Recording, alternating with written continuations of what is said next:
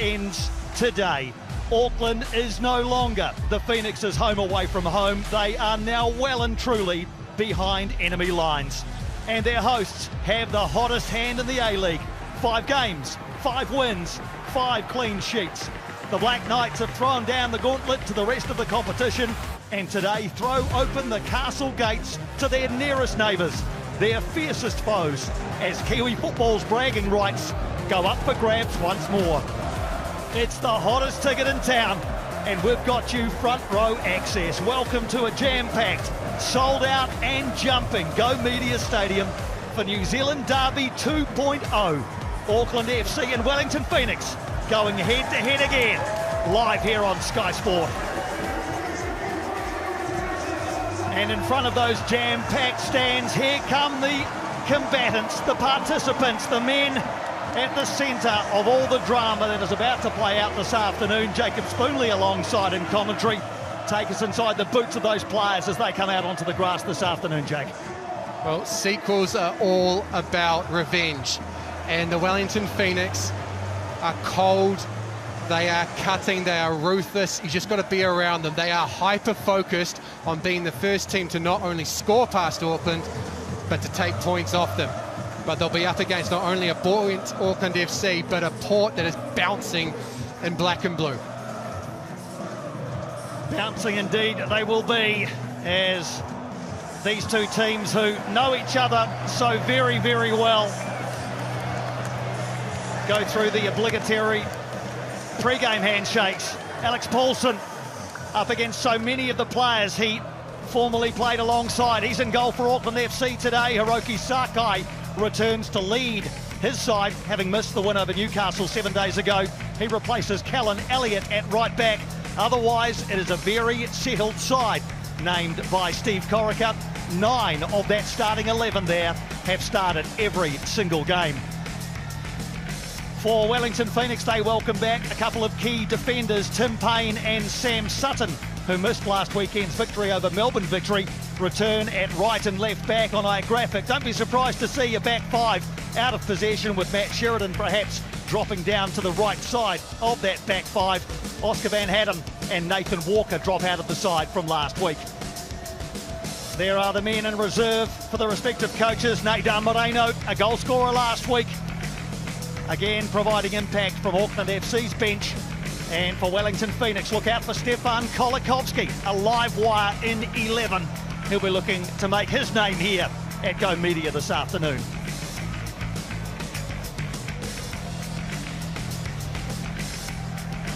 Steve Corica takes charge of an A-League club for the 150th time today. A victory would be his 6th in a row with Auckland FC and his 75th overall. That would give him a 50% winning record. Giancarlo Italiano stoked the embers yesterday. He said Auckland FC have been lucky. He says they are vulnerable. He will have strategised all week and worked out ways to unpick Auckland's watertight defence.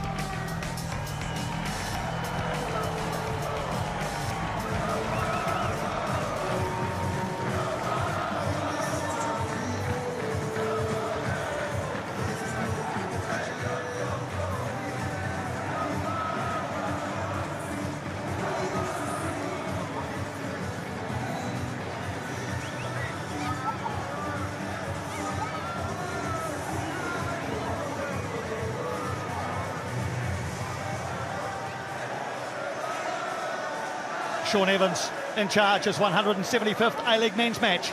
Isaac Travis and Edward Cook, his assistants. Big games need hard-handed officials, and Sean Evans, one of the fiercest going around.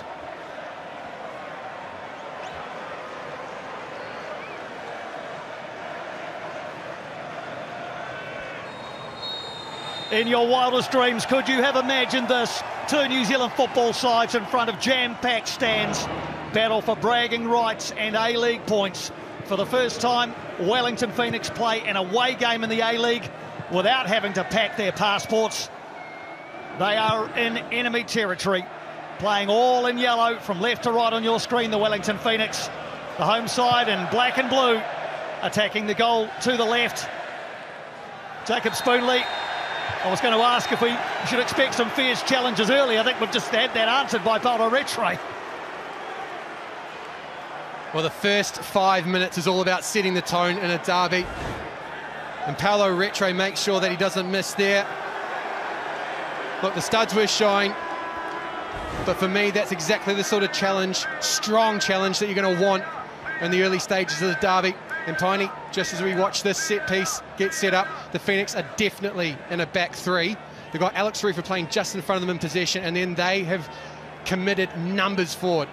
So they're going to want to play this game over a big distance today, try and disrupt that disciplined defensive structure for Auckland FC. Felipe Gallegos back on his feet. Free kick addressed by Jake Brimmer and Francis de Vries. Everybody back for Wellington, as it'll be de Vries to deliver into a crowded penalty area. Doesn't quite get the delivery he was after, but might get a second go at it. Brimmer. Placed by Ishiga. There's Hiroki Sakai back into the starting lineup today. The hugely influential Japanese captain of Auckland FC. And a first touch for Alex Paulson, who gets the raspberry from the 900 or so travelling Yellow Fever fans who are just up to his left. Mai drops out of the line, as has been the trend for the Uruguayan frontman so often this season. Second meeting already between these two sides, a 2-0 win for Auckland FC a month ago in the first derby in Wellington. Haven't had to wait too long, Wellington, to get that rock out from under their beach towel. They were visibly annoyed, frustrated, distressed, crestfallen after that loss. They are determined to put it right today, but they're going to have to do some defending here, and they do it pretty well through Isaac Hughes. Selfishly, Piney, that alchemy of emotion for Wellington, and Giancarlo Italiano does superbly tee us up here today in the derby. Expect Wellington to be highly motivated to knock off that man and his team. Auckland FC are right there for the taking. It is a perfect storm for Wellington to land a blow here today. Well, Auckland FC are going to get the first chance from a corner to do just that. Steve Corica, of course, named the A-League's Manager of the Month, the first recipient this season. Bit of a no contest, really, when your team wins 5 out of 5. I'm not sure that the other finalists or nominees had too much hope against the man they call Bimby. This is going to be important, Piney. Auckland put Josh Oloayemi under huge pressure in the first derby, and I think that means there's now a target on corners today. They're going to put this ball right on top of him. Crowded 6-yard area. It's towards the near post. Not cleared. Shot by Peinica. Nando Peinica with the shot. He's already scored 1 goal this season, the centre-back, having not scored for almost 3 years. A backheel against Sydney FC in round 2. He had a much better side of goal that time. Here's Rogerson. Brimmer. Auckland FC on the front foot early. Rogerson, bit of a shove in the back, was it? And referee Sean Evans eventually says, yes, it was, on Kazuki Nagasawa. Well, here's the chance as the ball's bent in towards that near post, and Nando Peinica does right to clear his feet, but it's Alex Rufer getting the block across, the quickest to respond in a yellow shirt. And then that is simply experience on display there. Nagasawa stepping across Rogerson, so it's not a shoulder to shoulder. Instead, Rogerson going into the back of the Wellington Phoenix midfielder. Nando Peinica said this week that he didn't actually see that ball cross the line when he backheeled it against Sydney FC. He said Dan Hall celebrated, so Nando Peinica thought, well, it must have gone in. That's all in the past, of course, is very much in the present now. Wellington Phoenix have yet to really trouble Auckland FC in terms of territory and possession in Auckland FC territory. 18 times Wellington Phoenix have brought home games to Auckland since the 2011-12 season. 2 of them here to Go Media Stadium, 4 to North Harbour, 12 to Eden Park. They've lost just 1 of those 18, winning 10 and drawing 7. So in Auckland, they go okay. But how will they go as the away team?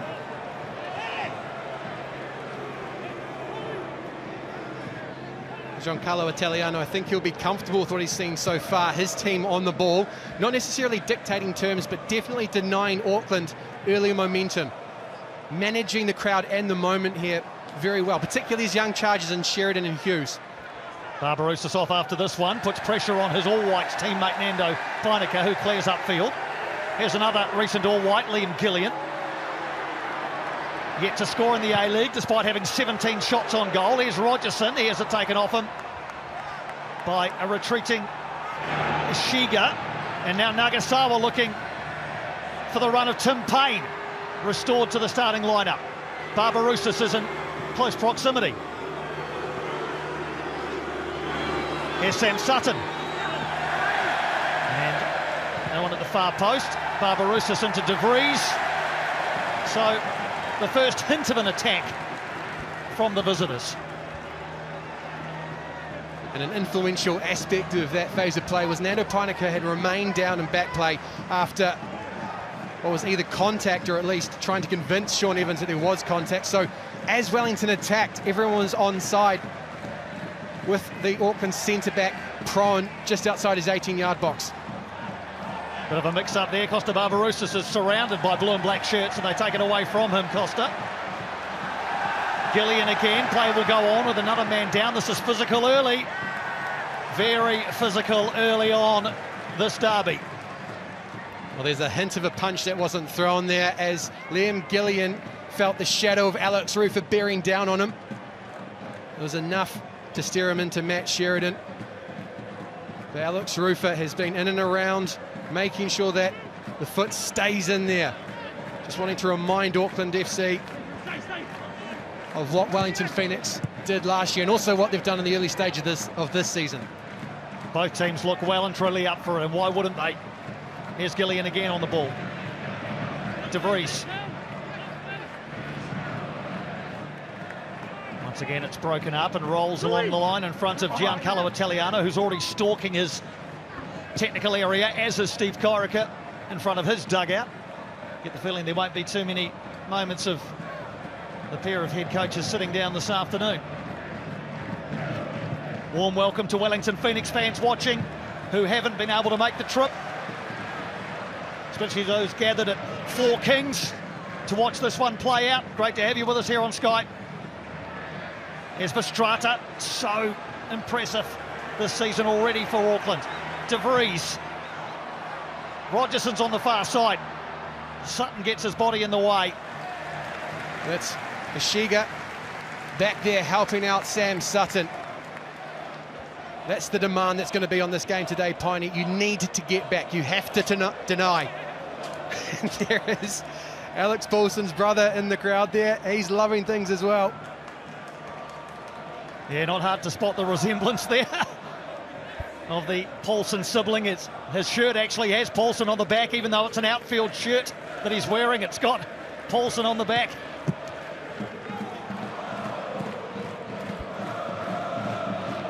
Wellington continue to soak up Auckland FC pressure, but bodies everywhere here, and scythed forward by Sam Sutton. Out it goes for an Auckland FC throw. Wellington Phoenix haven't conceded a first half goal in their last 8 A-League matches. Majority of their goals have been scored though at the back end of the first half, Piney, and that is indicative of a side that works things out as they go. Giancarlo Italiano said last time out against Melbourne Victory, he changed the formation 5 times. So expect a wrinkle, expect nuance to be important here today. Free kick going the way of Wellington Phoenix this time. A little shove on the back of Tim Payne.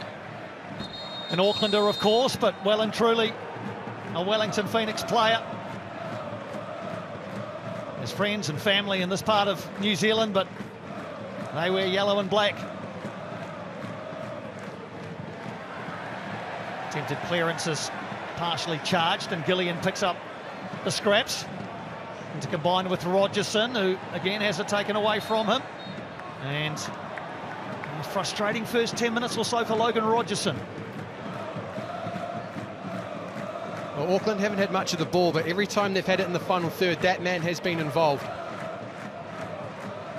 working to make sure that he gets close to the ball, if not on it. As we said, Piney, just denied space. The work rate, the grit here, the intensity already is there to see.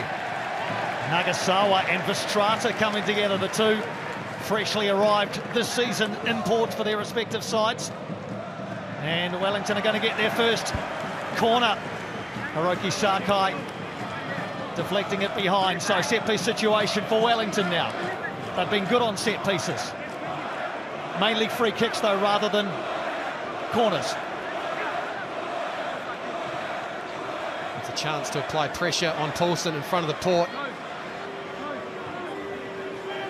Ishiga in charge.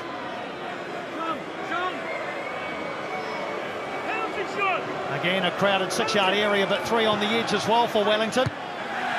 Heineke gets the firm header away. Up in the air from Rufa. Back in by Retre.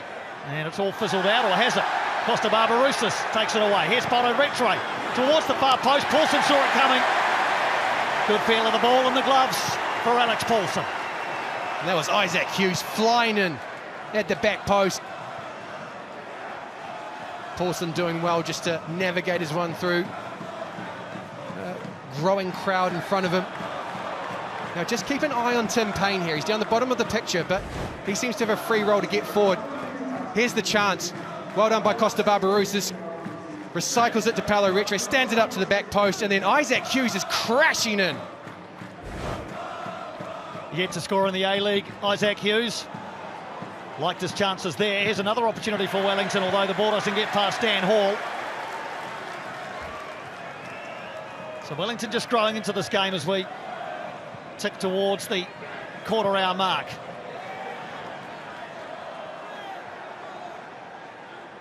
Nagasawa.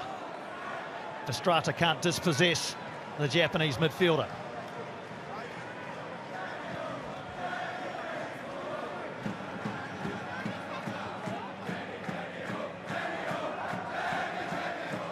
And here we see it now, Piney. Look, Phoenix just dropping into more of a back four. Sam Sutton going deep and wide, trying to pull Logan Rogerson out of his narrow position to create space through the centre. Tim Payne, on the other hand, high and wide. The Phoenix want to bring his physicality and speed to bear. Sean Evans getting a feel for the game as well, just letting a few challenges go. That's what the players want. They want the security of knowing that they can contest for the ball. All they ask for is consistency in that regard.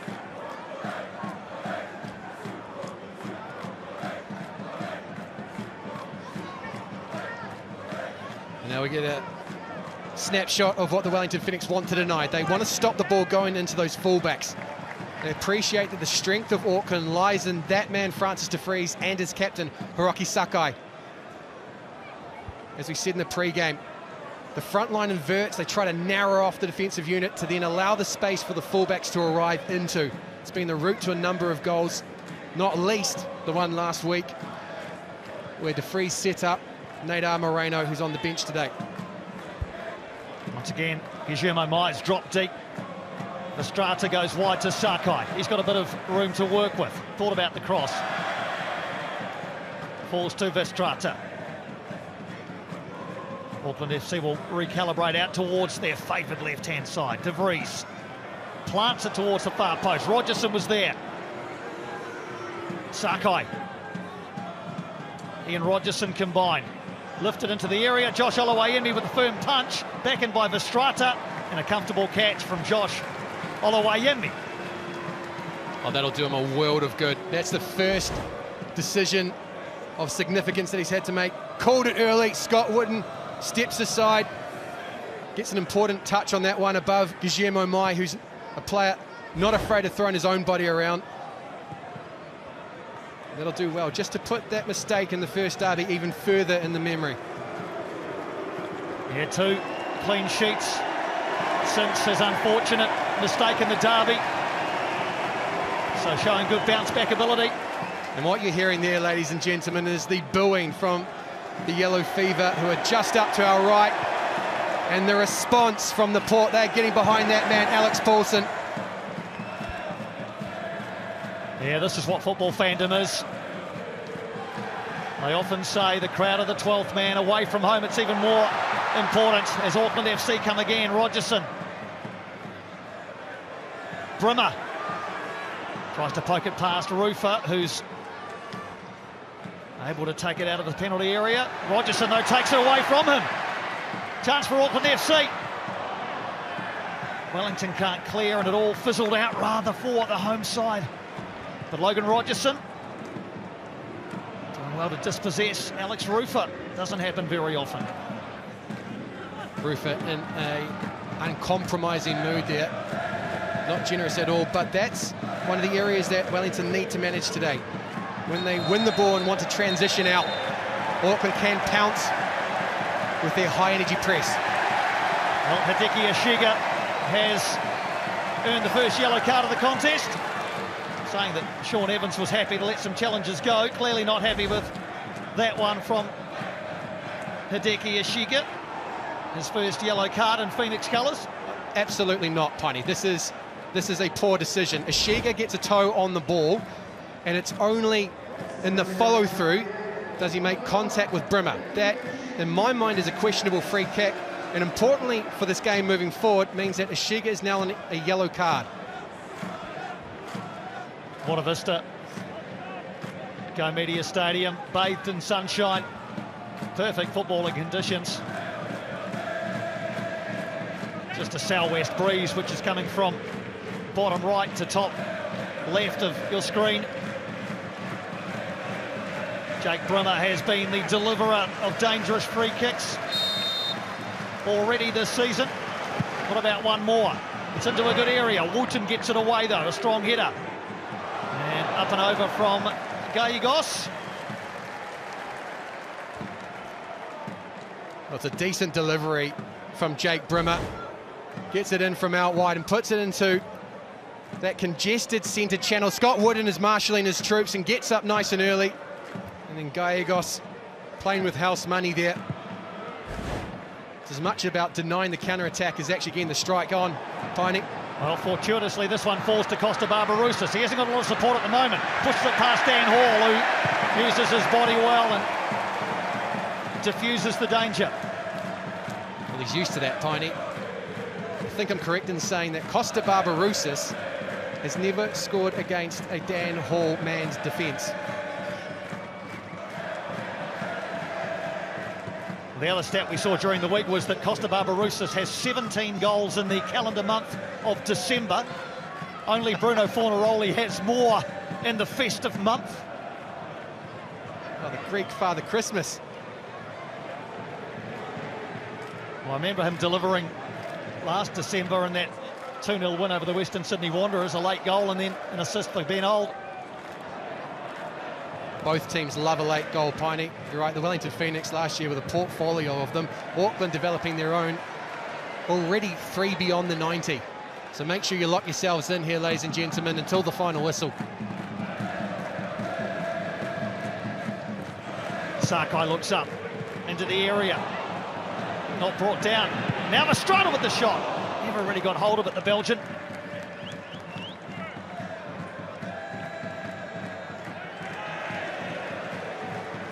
A couple more records up for grabs today for Auckland FC. We'll get to those as they come. Here's Liam Gillian, quickly closed down by Isaac Hughes, who's done a really good piece of defending there. Hughes taking it away from Gillian.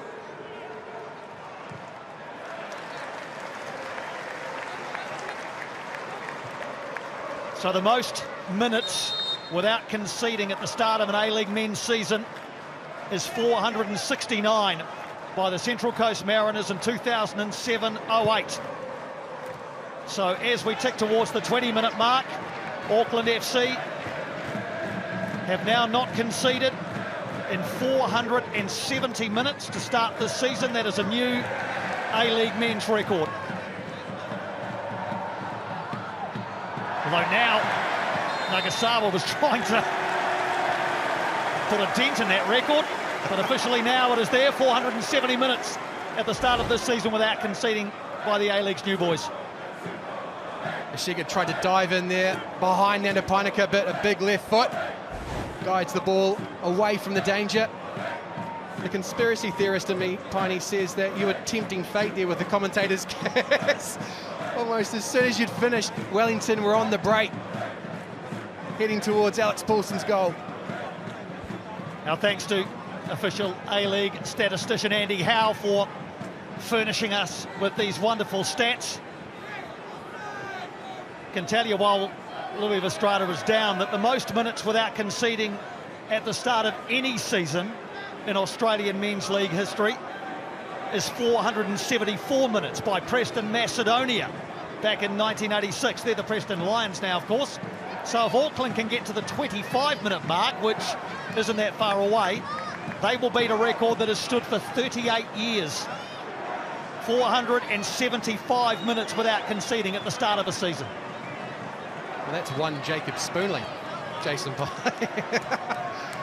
Truly remarkable. Not only has this Auckland team been great to start off the season, but they have been historically great. The stats bearing out just how impressive they have been. And just pausing here, as it looks like Louis Verstraete is under assessment.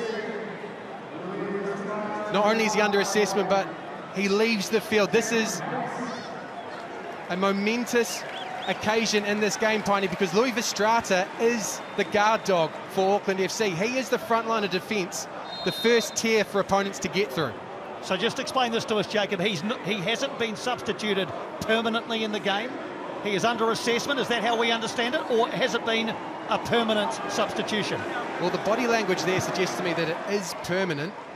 And apologies, Piney, I've missed the actual injury itself, but if it is a concussion, it will be subject to the new concussion policy for the A-League. So you are right. There's an important assessment that needs to occur before a decision is made.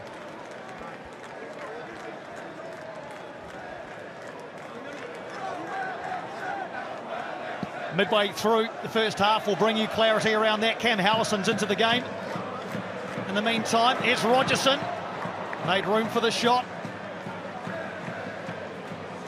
The fact that Louis Verstraete is sitting there and hasn't put a training top on, maybe that's just frustration on his part.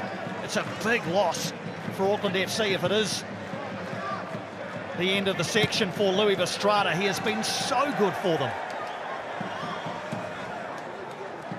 Well, initially I saw some bandages coming out, Piney, and that suggested to me that it could be a knee. It could be some sort of lower body injury. But Louis Verstraete has been a standout, not only for Auckland FC, but across the league. And we've just had it confirmed there that it is a permanent sub.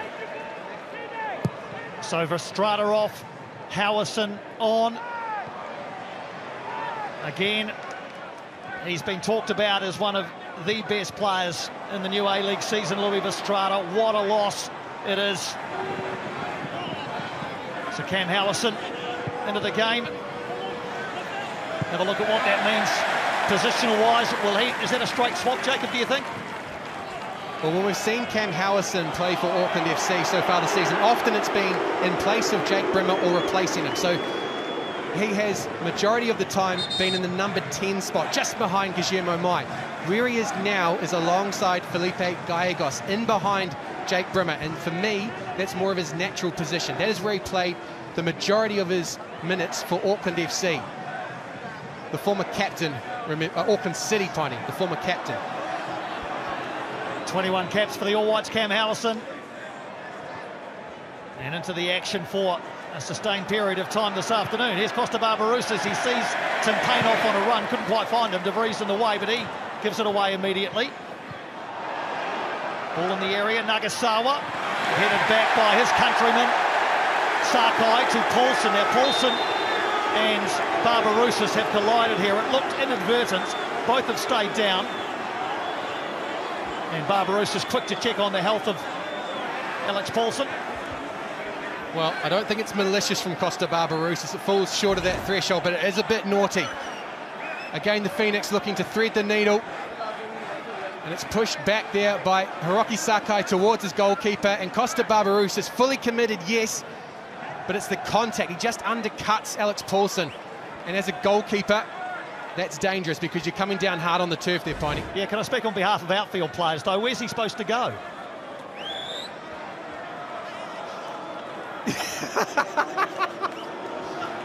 Well, the former goalkeeper in me is stunned by it. Look, he's allowed to be committed. I just think there was too much for him to do there.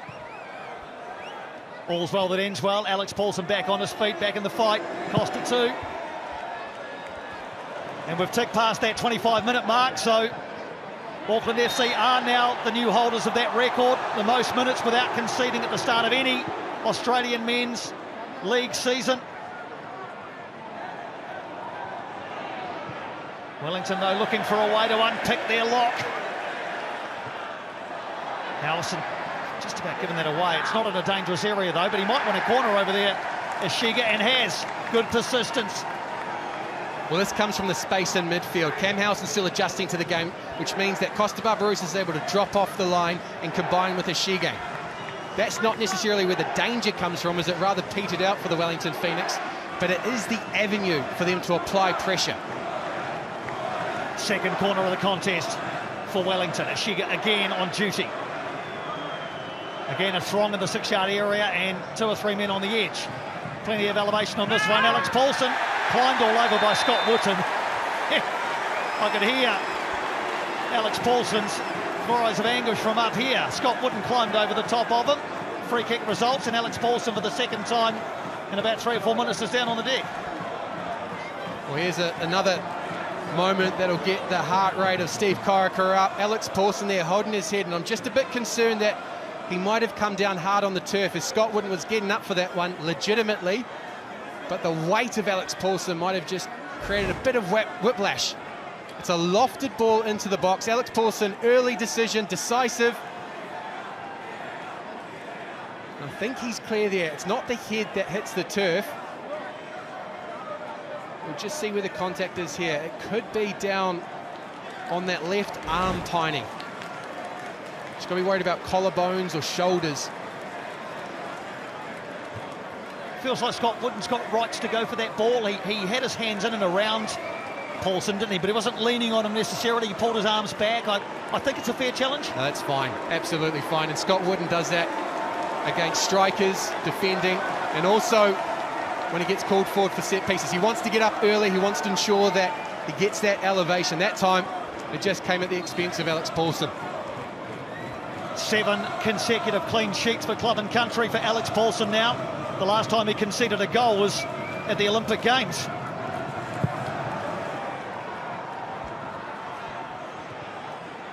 Coming up 11 hours ago since Alex Paulson had to pick the ball out of the back of his net, playing for any team. It's something ridiculous across the Wellington Phoenix All Whites and Auckland FC. It's 11 clean sheets in his last 14 games. Absolutely remarkable. Wellington threaten that record again. And Paulson is up and about and lands again in pain, this time Sam Sutton. But again, I'm not sure that Sam Sutton has done anything particularly wrong there. Nando Painika and Tim Payne, All Whites teammates, come together. Sam Sutton apologising to Alex Paulson. I'm not sure there's much to apologise for. This is full-blooded football. Again, Ashiga influential in the final third. Sam Sutton has every right to go for that. Alex Paulson navigating traffic inside the 6-yard box. Again, it's just the landing pining. It's not the contact with Sutton, but he comes down hard on that left knee. So he's entitled just to take a moment to get himself together. He's been in the wars a bit, Alex Paulson. Costa Barbarousse, Scott Wootton, Sam Sutton, all there or thereabouts, challenging their former teammate. It's made of tough stuff. It's the man they call AP. Just a bit of concern there for Steve Corica. Although they are defending competently, there's been a noticeable change in gears from Wellington Phoenix. They are now playing up-tempo. And it's coincided, I don't think it's because of the substitution, but it's coincided with Cam Howson coming onto the field.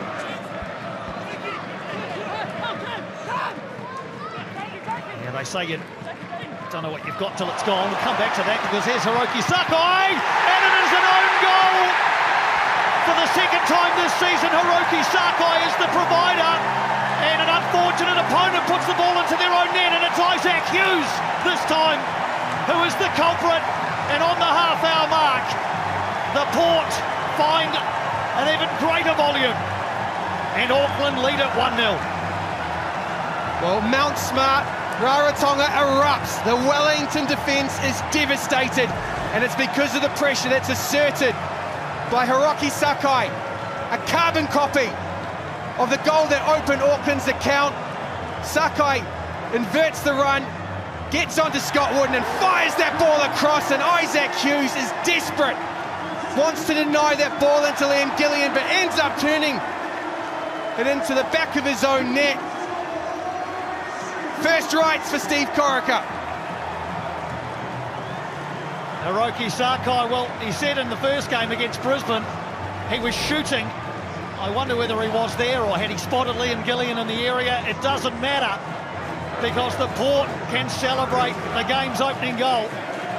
It's been a rare thing for them to score in the first half of matches this season, but they've done it here. And Wellington Phoenix will have to chase the game.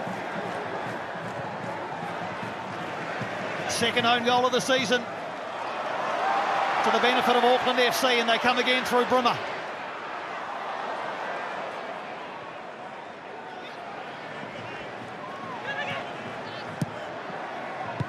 Well, that's deflating for Giancarlo Italiano. They were building their way into the game, but as Auckland have so often this season in their fledgling history, the counter-punch is decisive.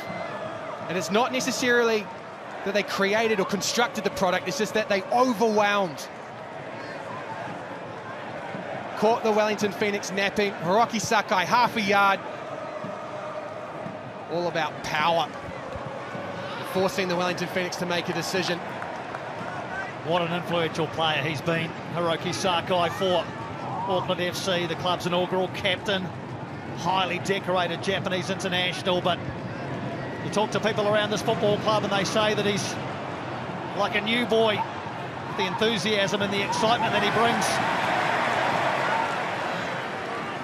Retrate wins possession back for Wellington. Sheridan around towards the left for Wellington through Sutton. His ball down the line doesn't find its target. Ishiga.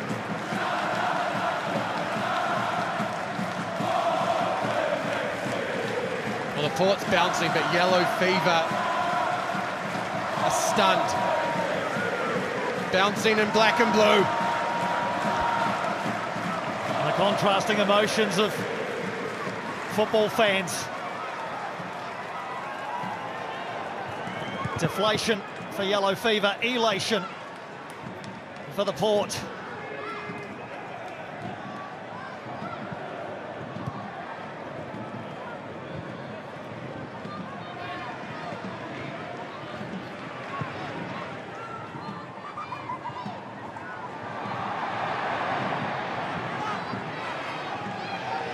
Here's Isaac Hughes, who has to quickly put his misfortune behind him.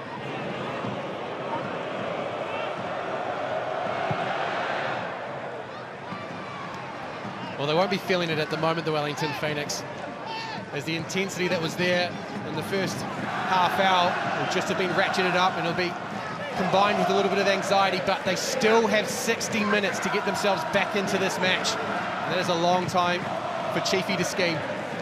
Here's Gallegos, fires it across the penalty area. Barbarousis and Hall together again, and Dan Hall comes out of that one with a point beside his name.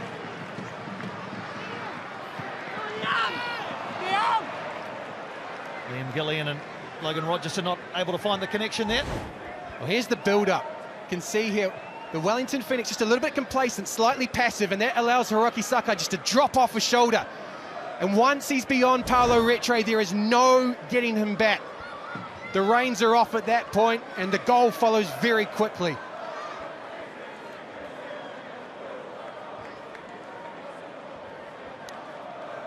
And just an update on Louis Vestrata.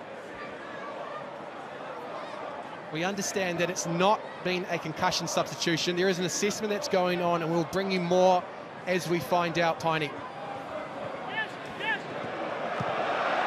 Josh Oluwayemi under a bit of pressure, but gets out of it for the meantime.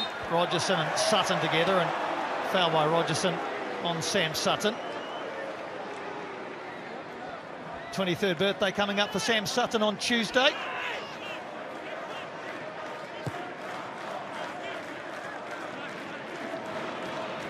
What's surprising there, Piney, is that Auckland have had more possession than Wellington. In my mind, Wellington have been able to hold the ball for longer periods, and it's Auckland that's controlled the game largely out of possession.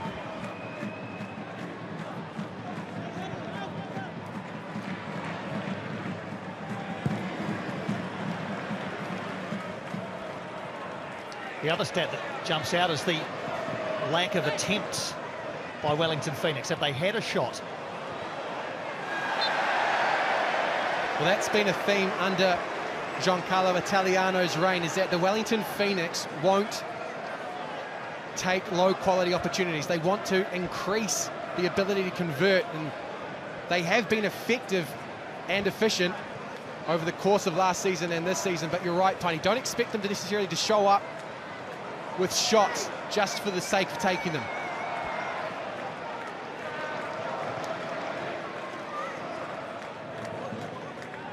Yep, efficiency over quantity is the hallmark of Giancarlo Italiano's sides.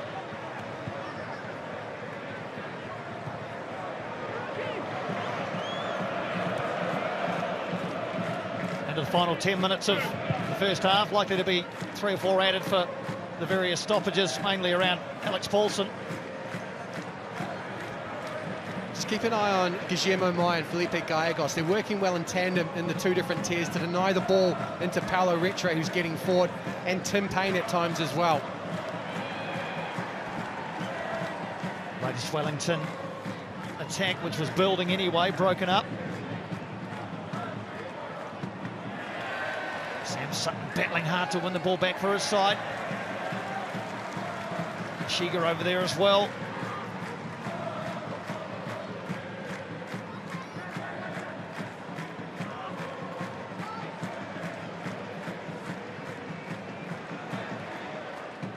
Messi midfield for Auckland, for Wellington rather. Auckland have it.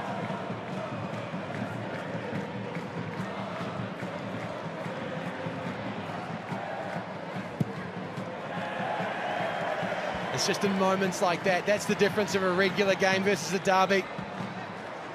You go the extra distance. You make sure you assert the pressure. So Matt Sheridan felt Liam Gillian, heard the footsteps, and wasn't able to get that ball under control. Has to concede the throw-in and give the ball back to Auckland FC.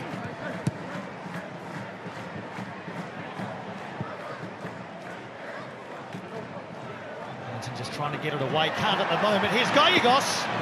A shot on goal from Felipe Gallegos, no power. Oluwayemi untroubled. Felipe Gallegos just looking for the pass of Guillermo Maia as he drops off the line. And it's from a rather acute angle. I'm not sure how much Josh Oluwayemi was ever going to be tested by that one.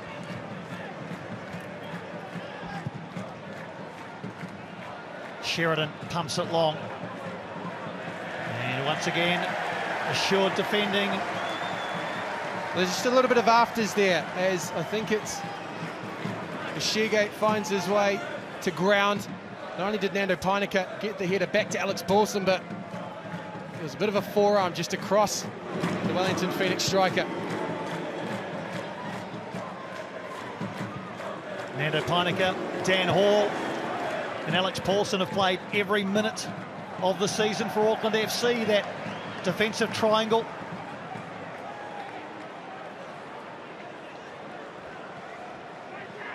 I think he's had the headline stolen by Louis Verstraete. A lot of the comment has gone to the Auckland FC defensive midfielder, but Nando Painica has not only defended astutely, but very cleanly. Gives very little away. Here's Ishiga. Tries to get into the penalty area. Howson's put that one back behind the line for what will be a Wellington corner. So into the final 5 minutes of this first half.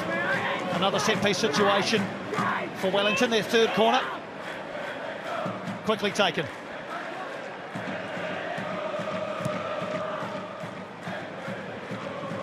Sutton Plants it towards the far post, no Wellington man there, and Isaac Hughes can't haul it in.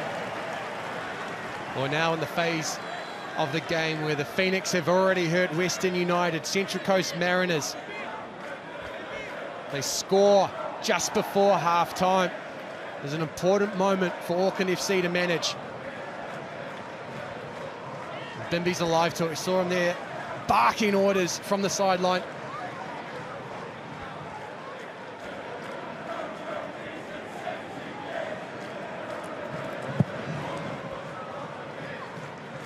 The own goal from Isaac Hughes is the first time the Phoenix have conceded this season before the 75th minute. All three of the goals that they'd conceded before today had come in the last 15 minutes of matches.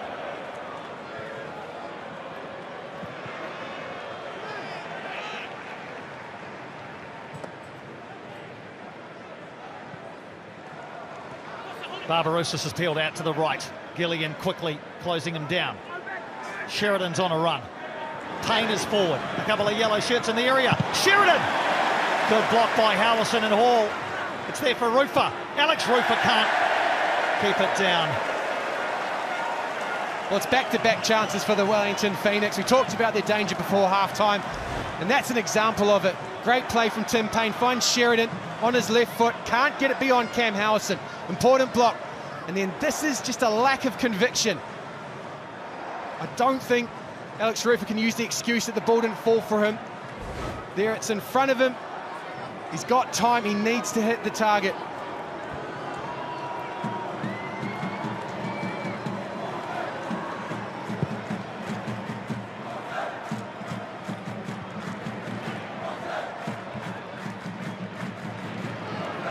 Here's Guillermo Mai. He's been starved of opportunities.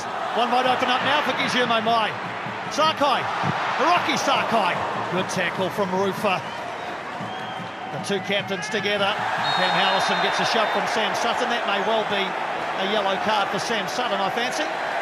Yes, indeed. Well, that was the collision of the captains there. Alex Rufer and Hiroki Sakai find themselves in a direct confrontation, and it's off the back of work from Guillermo Mai. Nishiga does well. He nibbles, but he doesn't really commit. And then that's the result. Alex Rufer denying the shot from Sakai. And Sam Sutton with a tired challenge, conceding the free kick. It's a third yellow card already this season in just his fourth match for Sam Sutton. And perhaps more importantly, it set up a free kick situation for Auckland FC in the final 90 seconds of regulation time in this first half. Brimmer delivers. It's a good delivery. It's bouncing around. No one can clear. Hall gives it back. Gillian on the edge. Wellington just about do enough. The delivery from Brimmer was pretty pinpoint. Well, all Rattray needed was a big toe there because there was so much real estate that was available for the Wellington Phoenix to exploit. It's a dangerous ball in. It's actually really well defended by Tim Payne. And then Nagasawa does well to put Gillian off. And if Rattray gets beyond there, the Wellington Phoenix are rushing forward.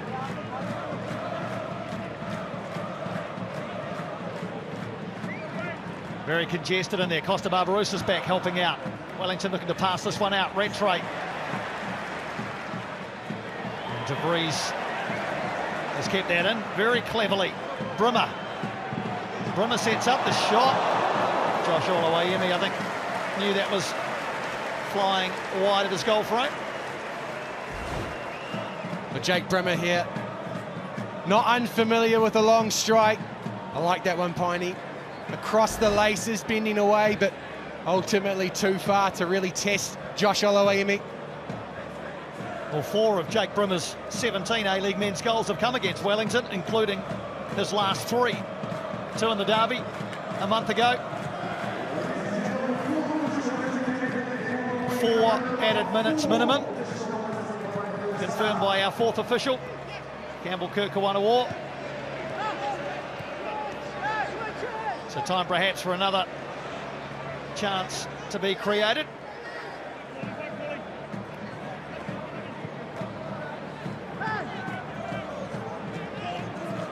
Gallegos has come out left again. Plants it in. Clever little attempt from Jake Brimmer again. One of the criticisms of this Auckland FC team has been that they haven't created too much in that centre channel. And Jake Brimmer, I think, has got a lot of responsibility there, but we've just seen in the last couple of moments the long-range shot, and now the versatility, the deft touch of that near post. Not quite nuanced enough to guide it towards the goal.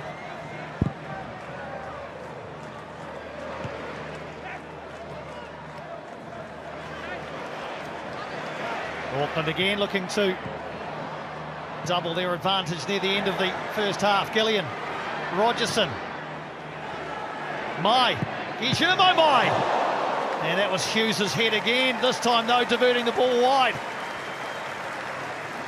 Well, it was costly initially. Isaac Hughes responsible for the own goal, but this time I think he saves one. That is a firm hit from Guillermo Mai, and Isaac Hughes stands up big. Doesn't even let Josh Oloemi get involved in it. Another corner though coming the way of the home side, just their second. Francis de Vries will look to bend this one in. Again, they populate the 6-yard area to make things difficult for Josh Oloemi. Dan Hall is right in his pocket there. No way through for Oloemi there. Wotton though gets the header away, and the contact on Oloemi too vigorous for the liking of Sean Evans. I think Dan Hall is the responsible party for Sean Evans blowing the whistle. Now as we just move the embers of this first half around here, Piney, I think Giancarlo Italiano will be the more frustrated of the two. Of course he's a goal behind, but it's more the manner in which the team have played the last 10 or 15 minutes. Auckland are now playing with a greater possession. They've got the territory, and I think they're starting to dictate terms. They're starting to win the arm wrestle in midfield. Costa Barbarouses might have something to say about that as he hairs off downfield. Ashiga outside. Costa looking to set Ashiga up. Couldn't quite get the pass the way he wanted. Sakai going to deck to put it out. Well, Costa Barbarouses is part of the elastic front line for the Wellington Phoenix. They can get forward so quickly, and that time just not on the same wavelength as Ashiga. And Wellington will end the first half with a free kick. Foul on Sam Sutton out wide, so perhaps a chance. One more chance to square the ledger before the break. This is a bit of a needless free kick. It's not in a dangerous area at all, and Logan Rogerson trying to deny the ball back in field. And this time it's Sam Sutton on the receiving end.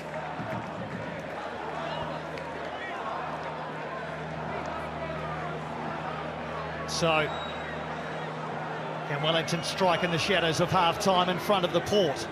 Ashiga will be in charge of delivery. 5 yellow shirts in and around the 6-yard area. Just about everybody back for Auckland. Ashiga delivers. Paulson with the one-handed punch, and it's a powerful one too. Good goalkeeping. And that'll be the final action of the first half at Go Media Stadium. Derby 2.0 is boiling. The Port have been jumping. Alex Paulson remains unbreached for the 11th straight half of football. Hiroki Sakai provided the cross. Isaac Hughes diverting the ball into his own net. And that has the home side ahead at the break here at Go Media Stadium. As we go to half-time, it is Auckland FC who lead it by 1-0.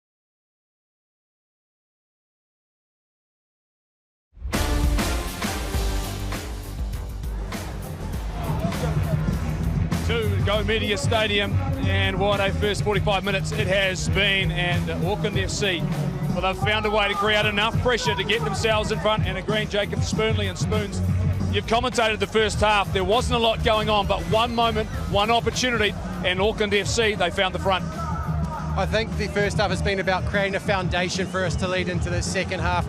They have worn each other down. There were spaces that were being created at the back end of the first half, you're right. But I think we saw an indication as to how phenomenal Auckland are at applying pressure. Because that's what it was all about for me. It was an own goal, yes, but it came about through pressure. Yeah, look, absolutely. It was a cagey affair, I would say. With Auckland starting to better, as Phoenix started to gain momentum, then had that sucker punch with the ball in the half.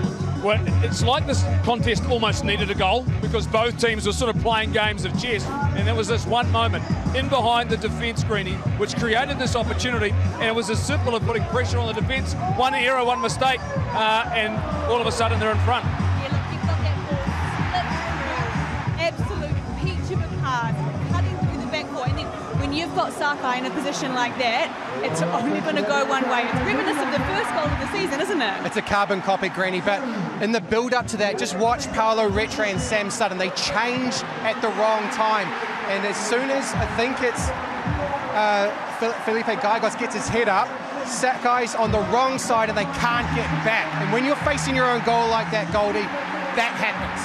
And so it's all about how Hiroki Sakai gets in amongst it, because from there, it's it's all over. Greedy, it was so much about which team would relax, and it was almost like it was the Phoenix who relaxed first, and that was always going to be that sort of game. Got the sense going in, it wasn't going to be high scoring. The things change now, given that goal has really put the Phoenix under pressure. Yeah, look, I think the Phoenix have to change something. Yep. They can't do the same way that they did in the first half. They've got to come out, they've got to get some bigger, they've got to get support up front. I think that's what's been lacking so far, is you've got Barbarouses, you've got Oshigi with moments of brilliance, but they're so isolated. They're going to have to pour more numbers forward, I think, Jacob. I think absolutely right.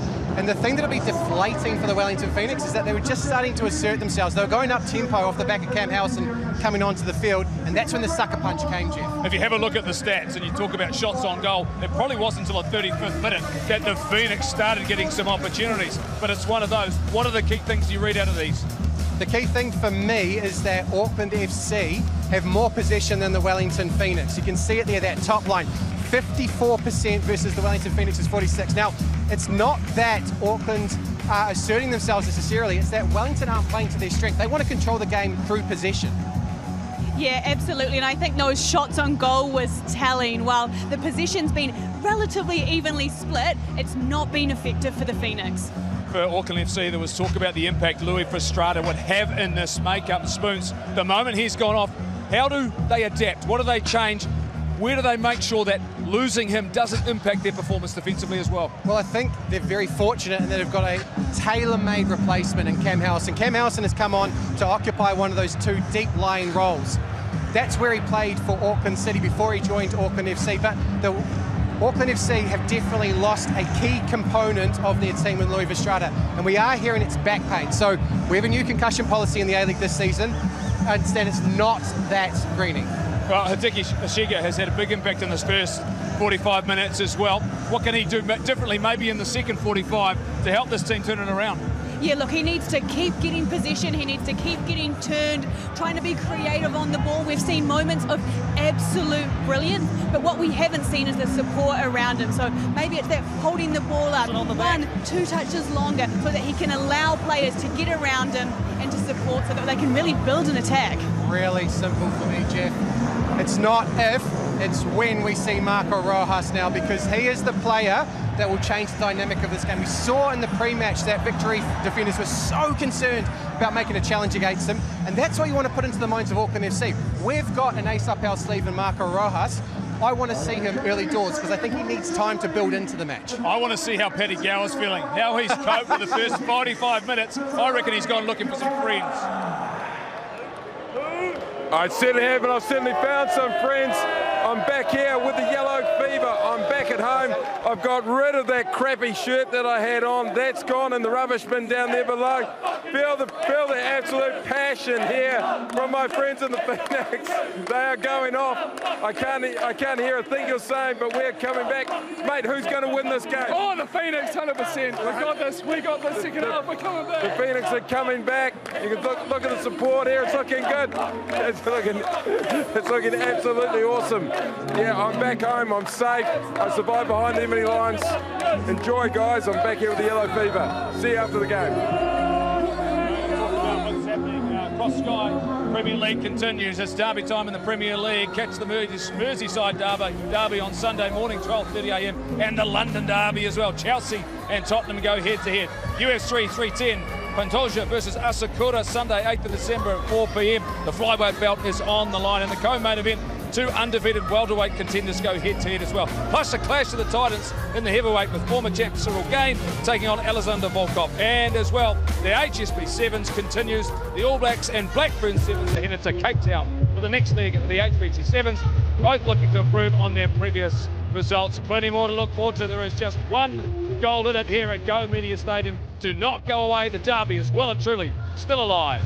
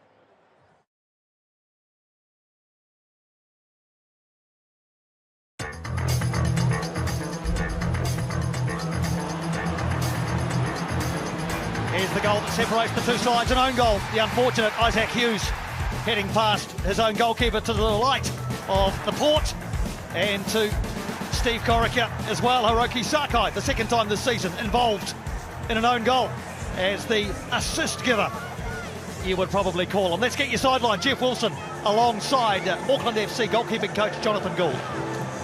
Thanks very much, Piney. Goldie, when you think about the first half, you got the goal you're looking for. Does anything change, or is it simply about shutting down the opposition? Well, we've always been quite good at shutting down the opposition. The game started really tight, testing fair, a few tackles going in there, and goal probably came at the right time for us, really. And in terms of the crowd getting in behind this team, it looks as though the momentum with your side's really lifting the players. Yeah, we've had more possession than them. We've just got to make sure in the wide areas it counts even more, and I'm sure if we get another one, the crowd will go, even more behind us. Thanks, Coach. Good luck second half. Thank you very much. Jonathan Gould, he'll be a happy goalkeeping coach again for another half. 11 halves of football without conceding. If you're keeping count, that's 495 minutes now without concession.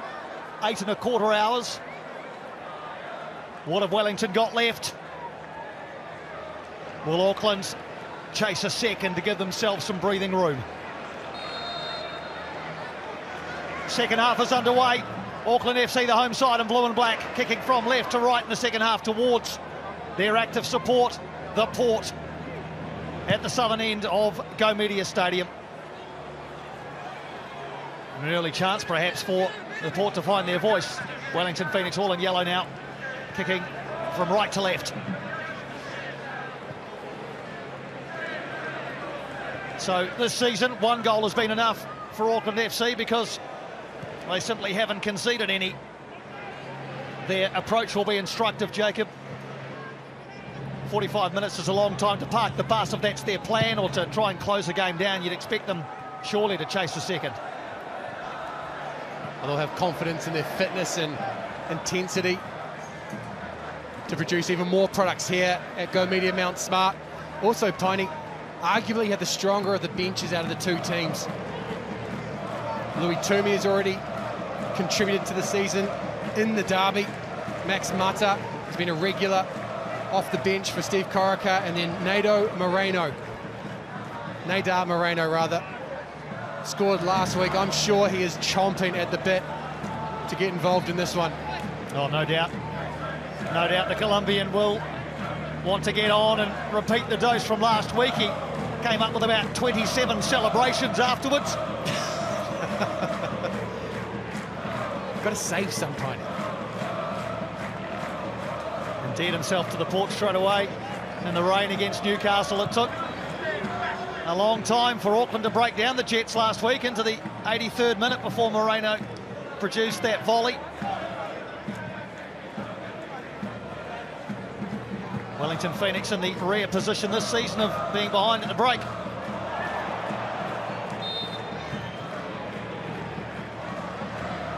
I think we've seen the first switch.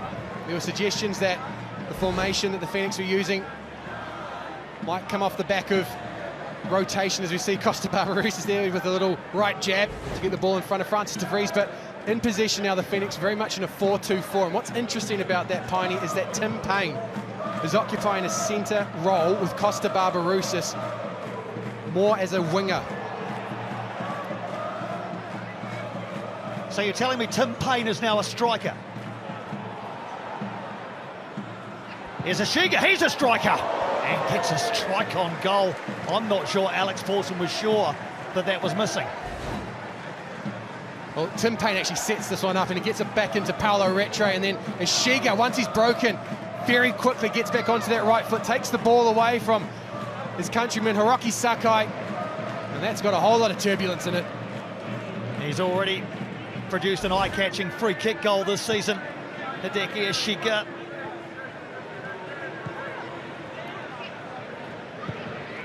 Almost another one for the highlights reel there.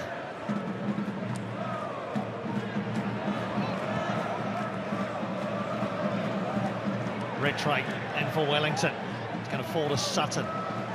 Rufer and Brimmer. Rufer holds him off and finds Nagasawa. He is onside, is he? No flag up now. And Nagasawa is the man who's in that dual role. It's more of an attacking midfield position than a striker, along with Tim Payne. But Alex Rufer going toe-to-toe with Jake Brimmer, wrestles the ball away from him, and Nagasawa just a fraction, a foot too early.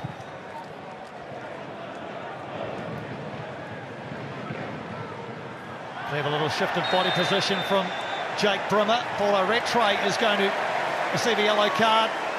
So that's 3 yellow tickets the way of Wellington Phoenix this afternoon. Paulo Rattray the latest. Just in back play, Alex Paulson is saying, what's the difference between that and what happened to me at the hands of Jake Brimmer? Paulo Rattray, no argument there. Quite happy to concede that that was yellow card worthy.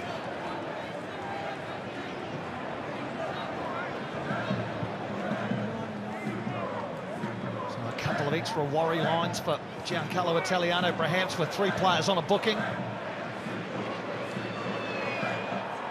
Costa Barbarouses trying to free up Tim Payne. How many times in his career would Costa Barbarouses have looked up and seen Tim Payne ahead of him? We count them with the fingers of one hand. Here come Auckland again. Brimmer, he's been influential today. Good tackle on the edge, was it? No. Free kick given in a very dangerous position. Well, disbelief on the faces of the Wellington Phoenix, led by Alex Rufer. The argument is silent one. There's a silent one from Alex Rufer. Scott Wootton is remonstrating with Sean Evans. Let's have a look at the replay here, because at first glance, Alex Rufer does well to stretch out that right leg and block the ball, but the contact, well spotted by Sean Evans, is with Jake Brimmer's left leg. It's a good decision. A good decision from Sean Evans, and it gives Auckland FC a terrific opportunity here to double their advantage. Now Francis de Vries is over the ball, but there's only one person who's going to be taking this free kick, and it is that man who is placing the football with 2 hands, Jake Brimmer. Had a sighter last week against Newcastle in a very similar spot. What's he got here? The start of the second half of the New Zealand derby.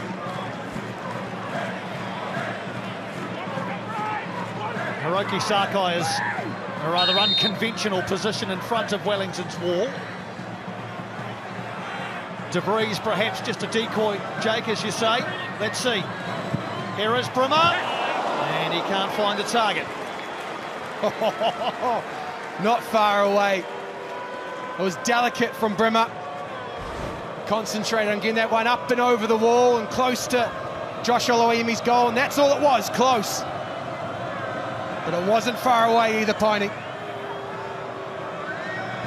And fast becoming his favourite opponent, Wellington Phoenix, Jake Brimmer.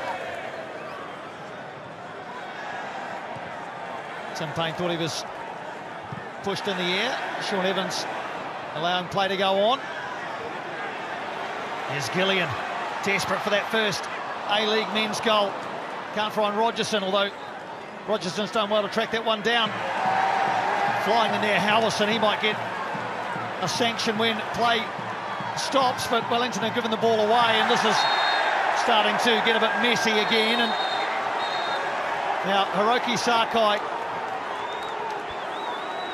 seemed to have a few words with the Phoenix player on the ground, Paulo Rattray. Let's see if we can unpack this one. Well, it was simmering at the end of the first half. Now it's starting to boil, and Go Media Mount Smart is coming to a rumble. Sean Evans giving the yellow card to Cam Howison for the late challenge before Hiroki Sakai got so animated. The Shiga cuts inside, Cam Howison brings him down. Paulo Rattray in back play then can't make enough of it, so Auckland recycle, and Hiroki Sakai brought to ground, and he's frustrated here, Piney, because that's the man that's already on a yellow card. Paulo Rattray, not for the first time in the second half, wrestling. First off, wrestled his way into a yellow card. second time wrestles his way into the frustrations of Hiroki Sakai. We're just coming back to the tactical point, Piney. Why is Tim Payne playing a central role? And I think it's purely because of the physicality of the Auckland FC backline. Remove him, and Wellington Phoenix are diminutive. Ishige, Costa Barbarouses, and Nagasawa.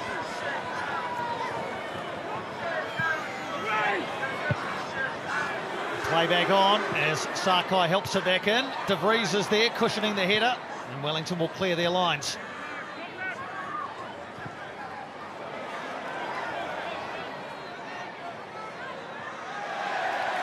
Sheridan gives up the throw.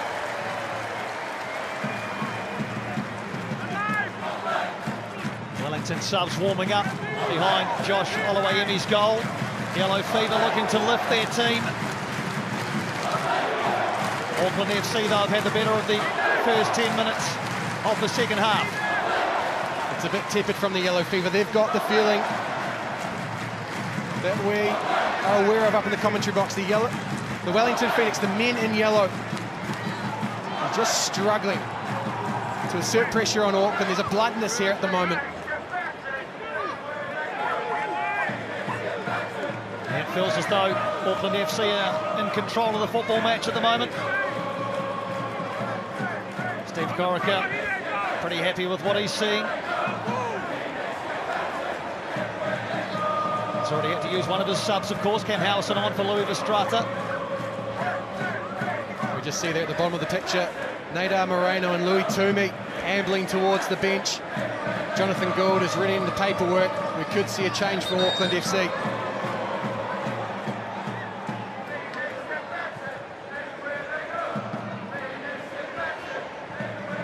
Tim Payne battling away in physical fashion. He almost freed up Costa Barbarouses. De Vries stepping in, but Wellington retain possession. Here's Rufa. It is so physical in there, and Auckland FC are winning those battles. Unfortunate misstep from Costa Barbarouses there.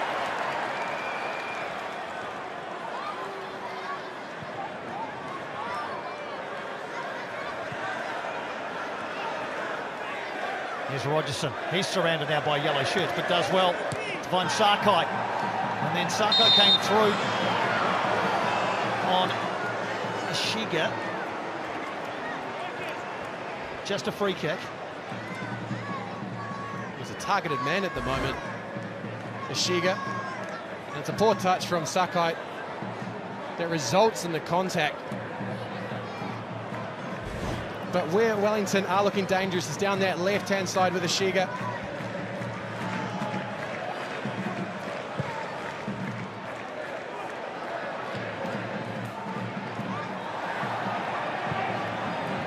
Yes, it's no place for the faint-hearted out there on the grass today.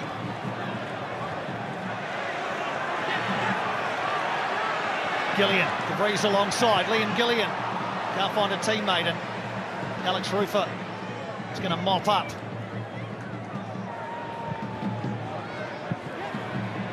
Ball given away again by Wellington. They just can't make it stick. Dan Hall strides into midfield. De Vries. Gillian. Little nutmeg in the penalty area. Matt Sheridan, though, recovers sufficiently enough to force Francis De Vries to put it behind for a goal kick. And I think this is what we can expect without Tim Payne down this right-hand side, occupying the right back role. There's a vulnerability there. They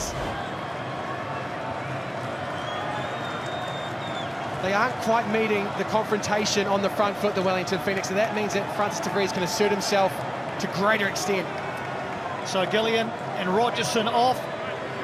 Moreno and Toomey on. Louis Toomey, the former Wellington Phoenix reserve player, set up the second goal in derby number 1, and is going to get the best part of 35 minutes here. Liam Gillian departs, and Nadar Moreno as well into the action. A goal scorer off the bench last week. Wouldn't he love to do it again? So Toomey and Moreno on for Auckland FC with over half an hour to play. Oh, it's an intriguing move, Piney. It's a proactive one by Steve Corica. He has refreshed those wide players at the top for Auckland. Not only does that mean that there's bigger engine to press, but also if the Wellington Phoenix do start cheating and going forward, then there's greater volume there for Auckland to really exploit that space. Guillermo Mai continues to toil away at the point of Auckland FC's arrow. He's got the assistance of some fresh legs, but he'll continue to show. Here come Wellington through Payne. Gallegos tracks him all the way. Here's Rattray. Now Sutton, a rare attack in the second half for Wellington. Rattray looking for Payne, too much on it. Oh, as that attack ebbs away, we're going to see a change for the Wellington Phoenix. Marco Rojas and Stefan Kolakowski are ready and set to go. Paolo Rattray is making way for Kolakowski. And Tim Payne is also substituted. That's a rare thing. We know today's been anything but a conventional game for Tim Payne. He ended up playing centre forward, and he's going to watch the last 30 minutes from the bench as Rojas is into the action. Well, move and counter move. Steve Corica made the change just before the 60-minute mark. Giancarlo Italiano has answered. Marco Rojas has 30 minutes to influence the game here. More importantly, planning to create history. Can he be the avenue to Auckland FC conceding their first goal? Well, he'll certainly hope so. Auckland FC, meantime, are going to try and score a second. Good defensive work by Sheridan there. Again, the challenges are flying in midfield, but it falls the way of Rufa. Asking Barbarousas to chase that one. Too much on it, though. Paulson gathers safely. So Kolakowski, Rojas, Toomey and Moreno. 4 attackers with fresh legs into the game for the final half hour.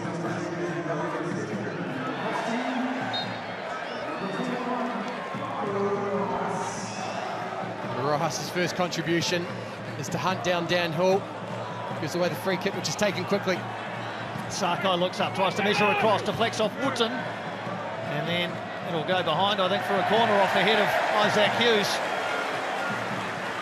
Sakai annoyed with himself that he couldn't get the delivery right, but a corner eventuates, so it's not all bad.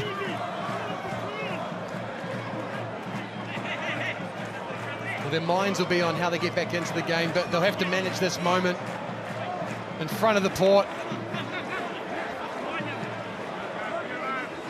The ball is in Wellington Phoenix's court. Can they get back into this one?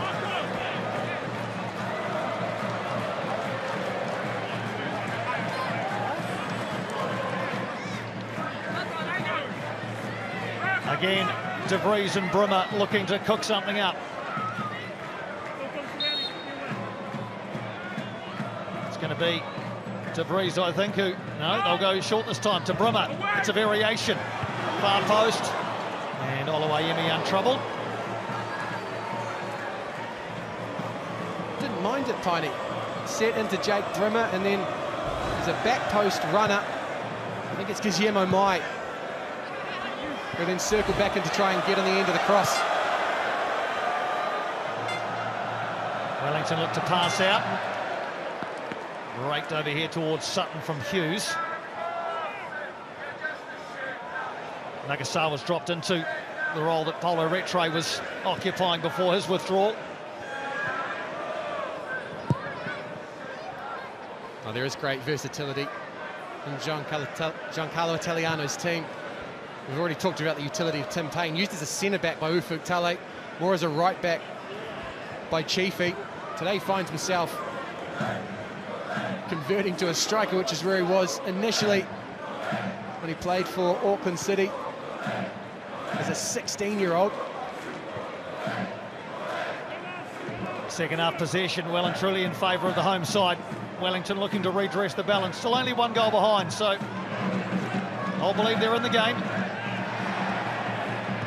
Mashiga picks up, looks up, into the path of Barbarouses. Paulson is there, good penalty in area management from Alex Paulson.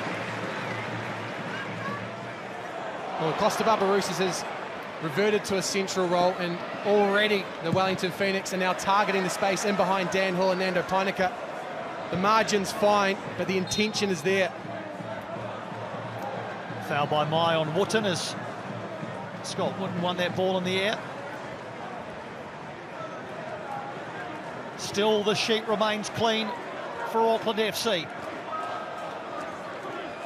Several teams have kept 5 straight clean sheets in the A-League. No team has ever kept 6 consecutive clean sheets.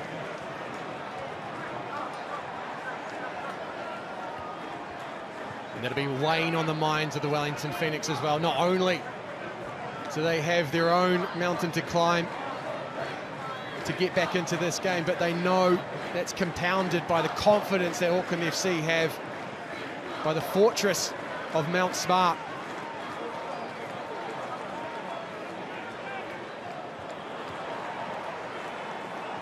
Rojas breaks play up. Unfortunately, Mashiga can't find the pass forward. Good play by Toomey over there, but again, it's Rojas breaking it up. Toomey, though, comes back and wins it back. And unfortunately can't continue the move down the left-hand side, Louis Toomey.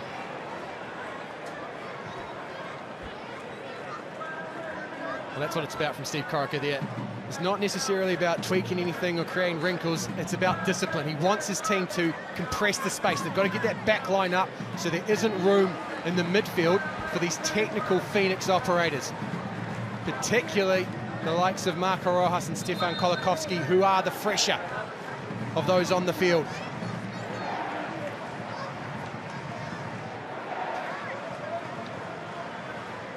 Rojas getting involved early in his time on the pitch. Stefan Kolakowski is operating up and down the left-hand side.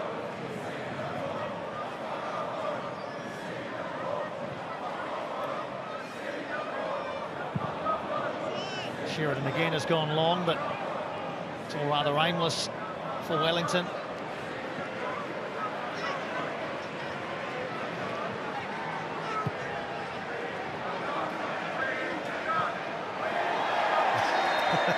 Costa Barbarouses left a foot in there on Alex Paulson, and he'll also go into the referee's notebook.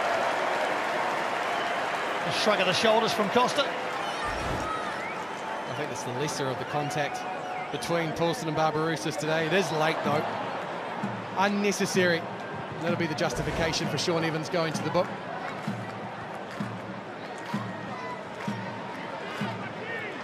Just saw there in that phase of play, Pine. It feels like the Wellington Phoenix haven't run out of ideas, but the conviction isn't there at the moment.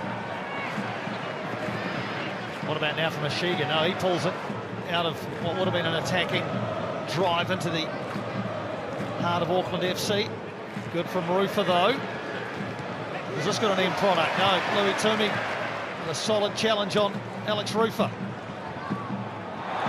Guillermo Mai, clever, past Hughes. He's got Toomey up with him. And arriving on this far side, Moreno. Guillermo Mai just kept on going by himself. Moreno urged to shoot. Blocked by Nagasawa. Nada Moreno.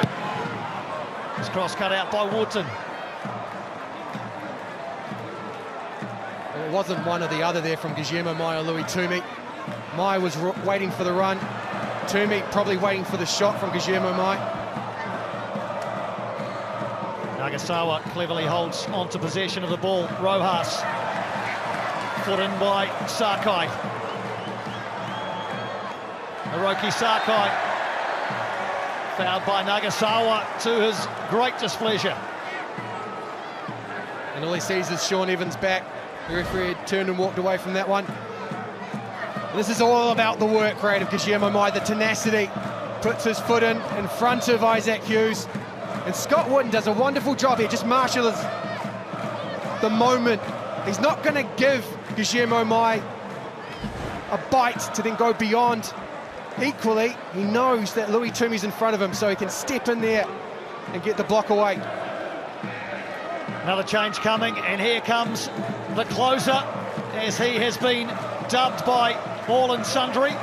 It's quite early to bring the closer on, Tommy Smith, but he's here in place of Jake Brimmer, who's had an excellent 68 and a bit minutes.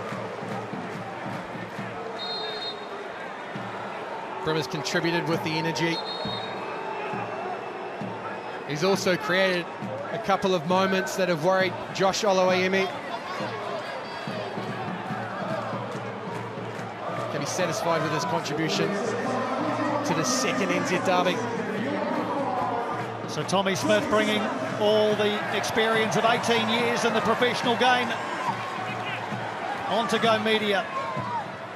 Sarko plants this one, and Oloiemi came and it didn't come, and the header from Nando Pineka at the far post, and Auckland FC have daylight behind them, and a 6th win in a row in their sights ahead. Nando Pineka with the goal in front of the port, and Auckland FC lead at 2-0. Well, in the first 5 games, they've created converts. In the 6th, this Auckland FC team are asking Auckland, could you, might you be believers? And the Port is saying we're all in.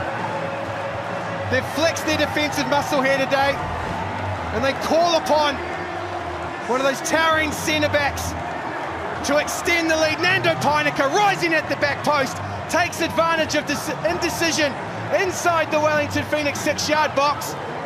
No one gets a touch on him, but he gets enough to put it beyond Josh Oloiemi. He's played in Sweden, Switzerland, Portugal, Denmark, and most recently Ireland. But it is home sweet home for Nando Pineka.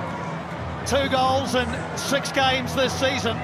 His last goal before the season was for Sligo Rovers back in 2022. He talked about being a threat at set-piece time during the week, Nando Pineka. And a threat at set-piece time he certainly was. It's a long way back now for Wellington Phoenix against a side that has yet to concede and now has a 2-goal buffer.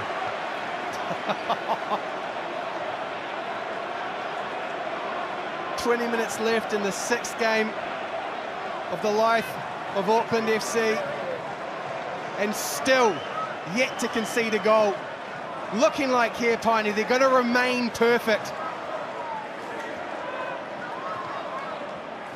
It's a remarkable record. It goes on the line again next week, incidentally. Auckland FC away to Melbourne City, who were 4-1 winners last night over Brisbane Roar. Wellington Phoenix are back home next week. They've got MacArthur next Saturday at Sky Stadium.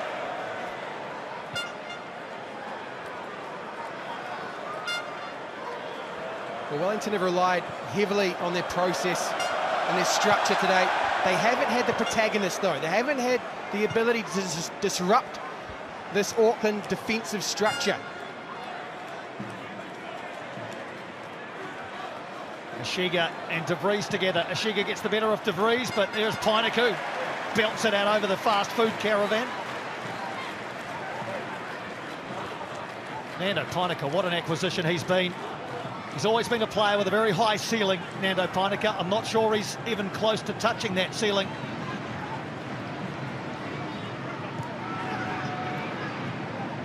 Well, I wouldn't say he's a bolted-on starter because of the competition inside the All Whites, but he definitely has penciled in to most starting 11s for Darren Bazley. They pursued him for a decent period in the off-season, finally securing his signature about a month out from the start of the A-Leagues. Value aplenty. So Wellington compelled to chase the game now, and will through Sam Sutton. What a run by Sutton! What a save by Paulson! And on the far side, Matt Sheridan can't tap in. I don't think he knows how he continues to keep the sheet clean. Alex Paulson unsighted, but let's appreciate the dancing feet of Sam Sutton onto his right foot. Not only does he have defenders in his way, but he's also got Costa Barbarouses breathing down on him. And Alex Paulson, oh, right at the last. Big left hand, and then there to gobble up the remainder. No crumbs left on that one. Well, I swear this ball's not going in Alex Paulson's net all season, Jacob. 26 clean sheets in a row, anybody? You reckon this is the footballing gods repaying Auckland for the Knights and the Kings, Piney? It might be that, ladies and gentlemen. You have to say the energy around this football club, both on and off the field, has been absolutely terrific. The scenes pre-game today, as we began our build-up here on Sky Sport, were magnificent. And look at that. This football club is 6 weeks old. Let's not forget that.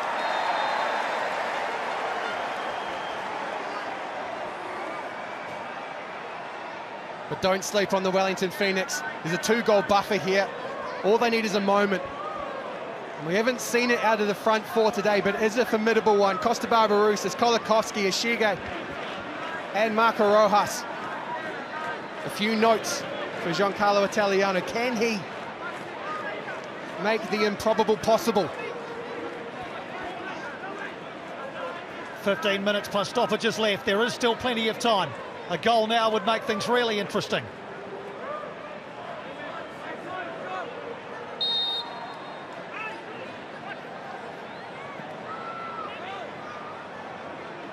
Ishiga gets it up and down towards the far post. Good header by Pinaka. While he's nodding them in at one end and clearing them away at the other. Another terrific game from Nando Pinaka. It took him 270 minutes to concede a foul, Piney.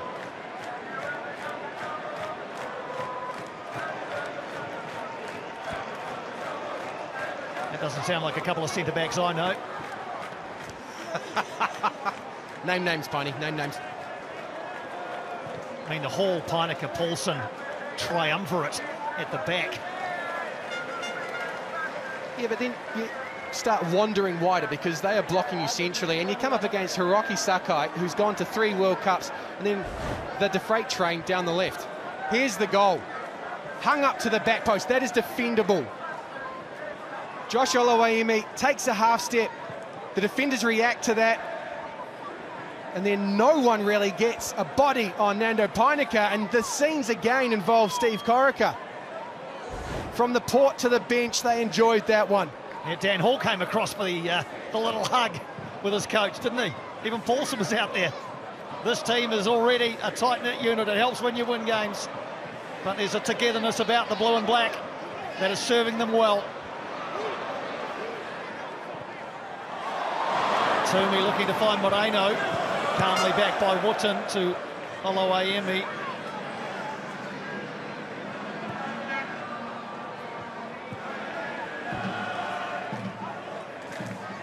As this ball migrates north, we're just going to see the Auckland FC backline. 5 across. Ishige, Kolakowski and Barbarouses trying to spread them, but Barbarouses is up against Pinaka, Smith and Hall.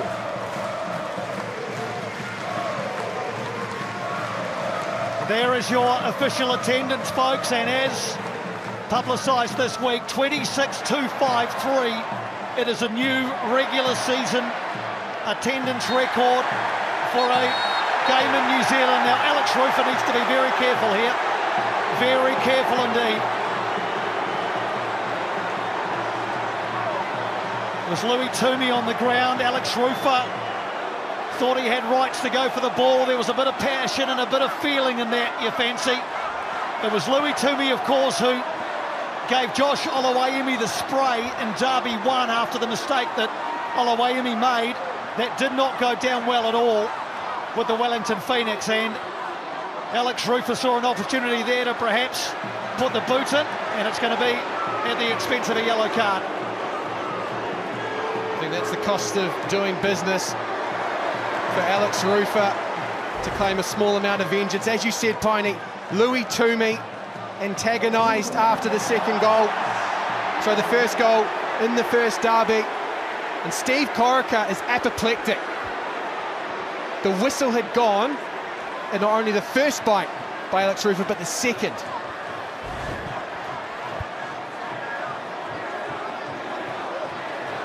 I think even those beginning their lip-reading journey would have got the gist of Steve Corica's explosion then.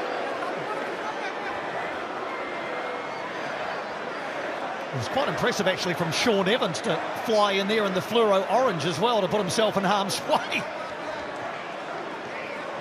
Just back to the crowd, 26.253, so it is a record. By how much, Jason? Just by the one. Just by the one. 26.252 for Derby 1, 26.253 for Derby 2. Auckland FC take that record, and look at these scenes. Auckland is showing up and showing out, and they're going to enjoy this one long into the Saturday evening if things remain the same.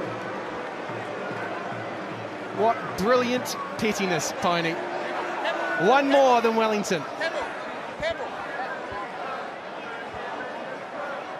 Embrace the rivalry, create the storylines, keep interest high. Goodness only knows what Derby number 3 might give us in February. These teams will have a bit of breathing space from one another for a couple of months. In the meantime, we're going to see a substitution here with Nagasawa off and Oscar Van Hattem into the action for the final 10 minutes.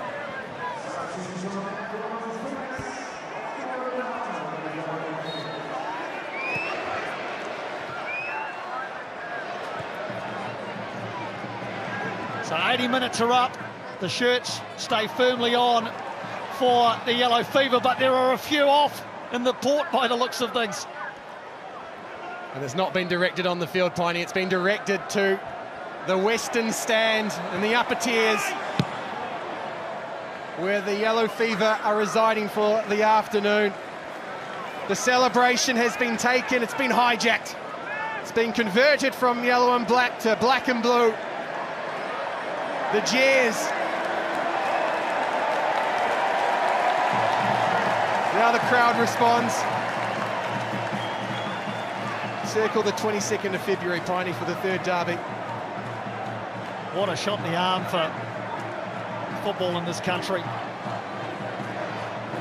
2-0, 1-0, 2-0, 1-0, 2-0, and 2-0 ahead now. What an incredible run from Auckland FC. Can they make it 3? The Phoenix have never lost by a 2-goal margin in Auckland. I think as well, we've got a combination of celebrations here. Shirts are off, but I think it's the Posner is also happening down the front of the port. Perhaps one celebration for each goal we've seen here this afternoon.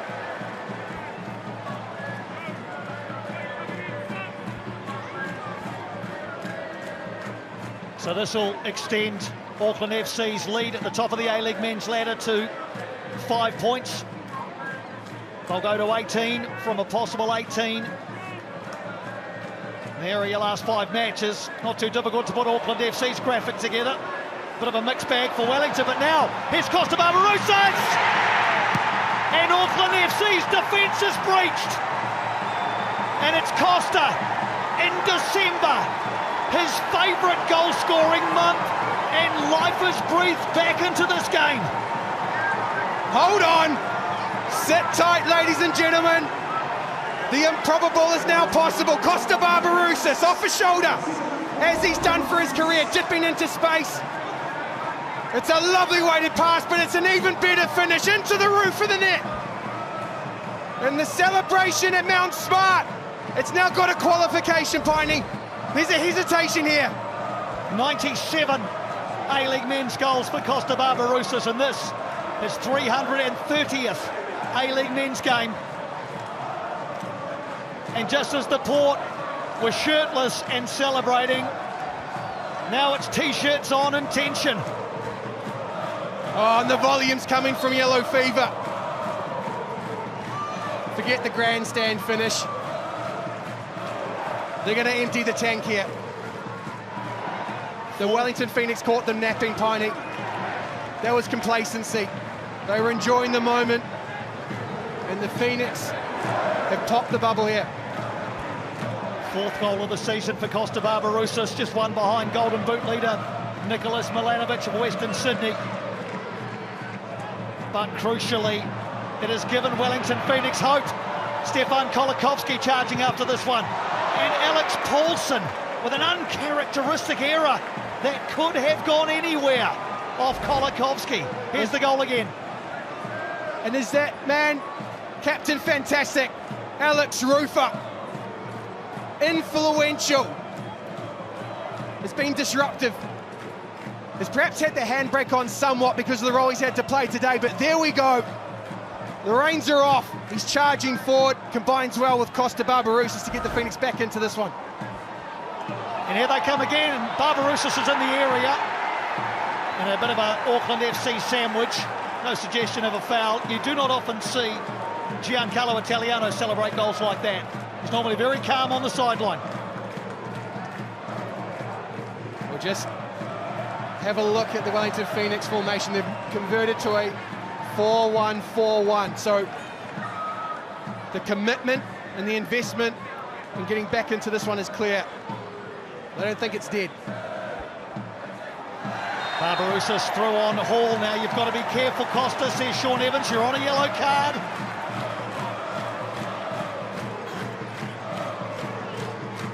There's just a bit of a wobble. There's a suggestion of some insecurity here for Auckland FC. Wellington Phoenix have just punched through that back line 2 or 3 times inside the last 5 minutes, and there's space now, Piney. Barbarouses for Kolakovski. Hall comes across. Got to be careful, Dan Hall.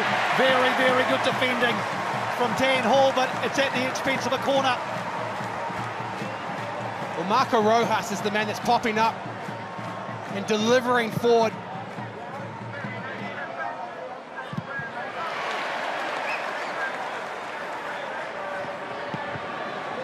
It was done, Piney. It was all over. It really was. It felt like the body language of Wellington Phoenix was all desolation and resignation. But Costa Barbarouses just enjoying a wonderful twilight to his career. A goal scorer yet again in the A-League. Never mind that, Piney. He's in career best form. He's matching the numbers that he put up for Melbourne Victory in the mid part of the 2010s. Ball into the area. Mai can't find a finish.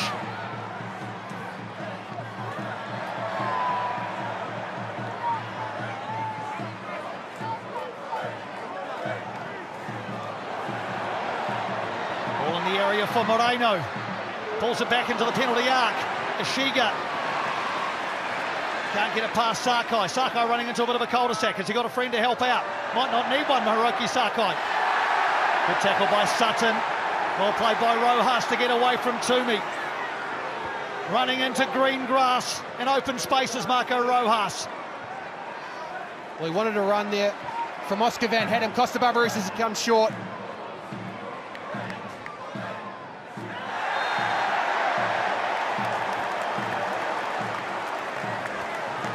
Well, that is intelligent. Hang on, Hall. If this is for Costa Barbarouses, it's a second yellow. No, someone over on the bench, I think, who's getting a yellow card. And it's Giancarlo Italiano. Well, that's a first for mine, Piney. I can't remember the last time the usually well-balanced, articulate, mild-mannered Giancarlo Italiano went into the book. Let's not forget also, he throws away shirts. If his team loses, he's worn that one a lot. I think it's one of his favourites, the mauve, purple, lavender combination. Well, it has to be lucky, Piney, because it's blue, and that's not advisable to wear the opposition's colours in a derby day. Foul on halfway on Rojas. It's becoming more and more influential. A couple of minutes of regulation time, and you'd have to think 4 or 5 extra minutes to be played. Well, Auckland is shrinking. They've committed numbers back. They're now in a back 5, but there's space for the Wellington Phoenix to exploit. We're starting to see Costa Barbarouses pop up with regularity.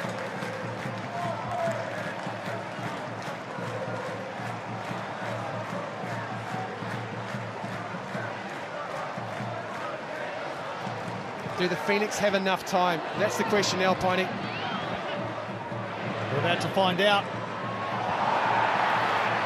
Good tackle coming back for Auckland FC, and gaps will open up at the back as Moreno Looks to gather that one, Sheridan.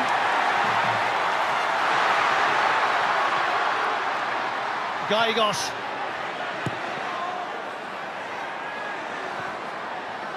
Now Toomey, he's urged to shoot. I think he will, Louis Toomey. He just at the last moment thought about the chip into the top corner, didn't he, Louis? Well, Louis Toomey that time and space, and this is all about fatigue. The Wellington Phoenix simply can't get close to him.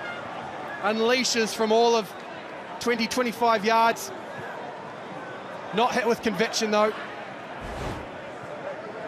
We just saw Danny Hay off screen there, getting up and telling Cam Howison and Felipe Gallegos they need to get in front of the back line. They need to deny space.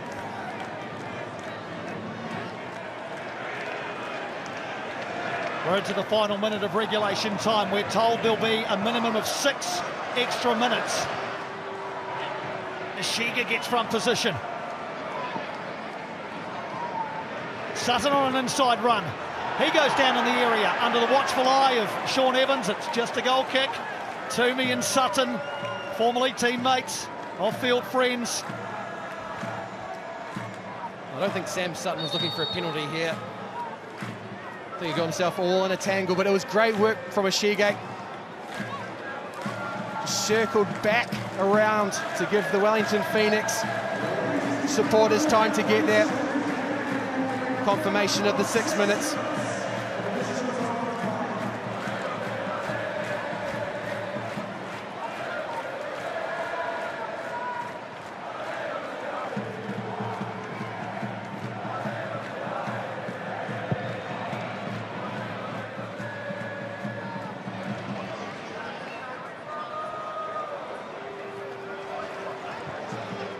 Both teams steel themselves for a final push. Rufer drives his team forward. Rojas does really well initially. Rufer flying in.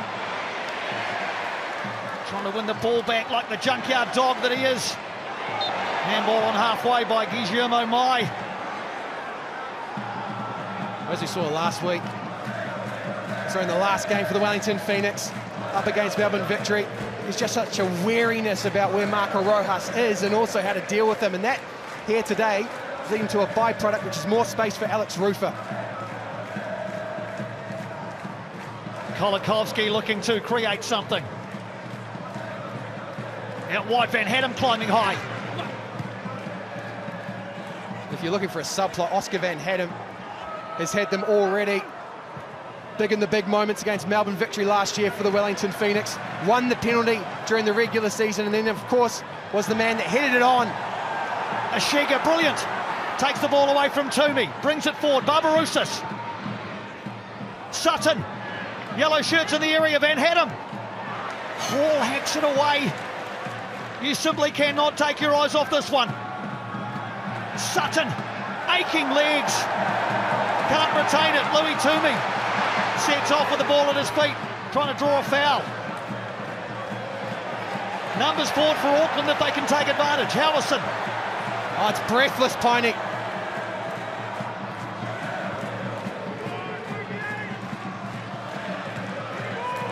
Gallegos. Toomey. Is it time to soak up some seconds in the corner? No. Howison, a little shift of body position, makes room for the shot. Cam Howison.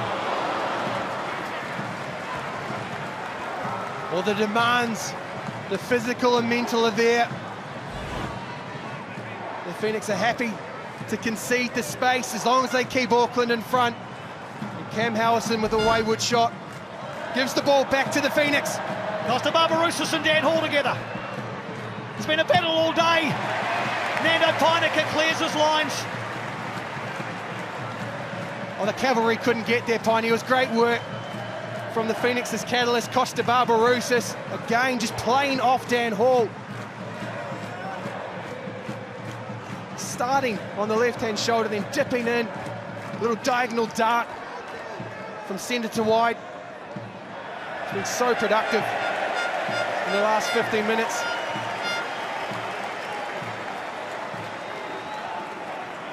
frustrated figure. Giancarlo Italiano cuts there as Isaac Hughes releases the pressure on Auckland FC.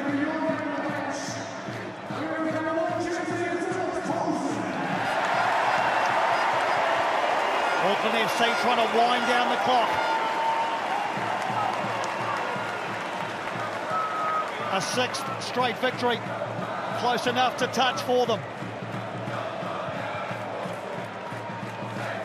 Sydney FC under Steve Corica won their first 6 at the start of 2016-17.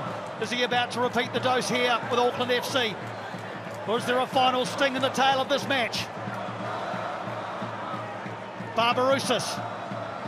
Van Hanem on the far side. Oscar Van Hanem, can he keep it in? Can't. That was delicate from Costa Barbarousis.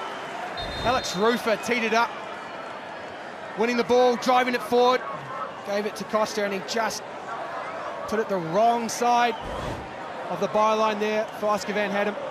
Corvin Piper in his hometown going to get 90 seconds at the end in place of Sam Sutton. Get the feeling he'll just play up top. Speaking of utility, a man that has been used by the Wellington Phoenix at centre-back, which is where Adam Griffith said they see him playing long-term, but played right back against Melbourne Victory for Birkenhead United, his club team here in Auckland, played in the number 10 spot, so he is not unfamiliar with playing in an advanced position. It's Wellington now who have to defend. Moreno into the area. Moreno will save Oluwayemi. What a thrilling piece of action in the 96th minute of a breathtaking contest. Well, it's Auckland adulation for the charisma shown by the Colombian. Cuts inside once, twice, gets the shot off, and that is an athletic save. Great speed from Oluwayemi to defend that near post.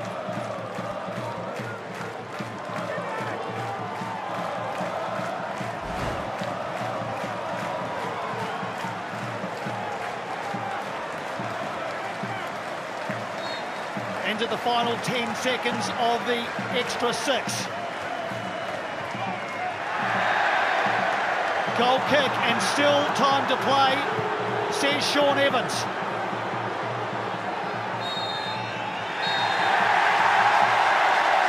Breathtaking, barnstorming, brilliant game of football.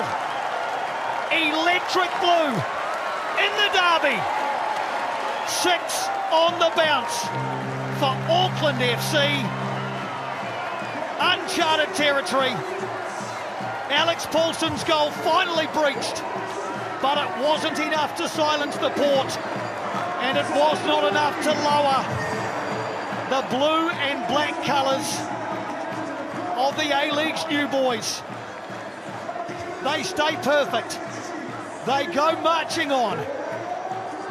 Costa Barbarousis with a late goal to make things really interesting at the end, but Nano Painika is the owner of the winner.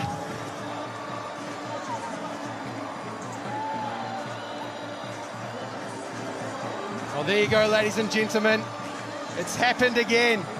The message from the port, very clear. They're 2 from 2 up against their neighbours from the south.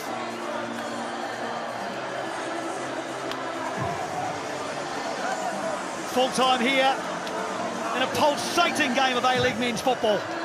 Auckland FC 2, Wellington Phoenix 1.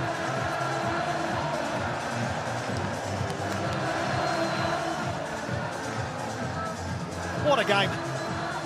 What an occasion. What a cauldron. Where else would you rather be than right in the middle of that? It was breathtaking. It was absolutely remarkable, Piney.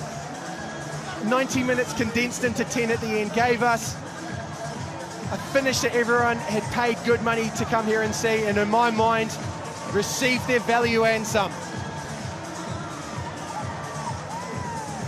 Let's go down sideline where Jeff Wilson is alongside the closer, Tommy Smith. Well, Tommy, congratulations. These don't come easy, these games. The foundation of this win, it's taken 96 minutes. What was critical in terms of this performance?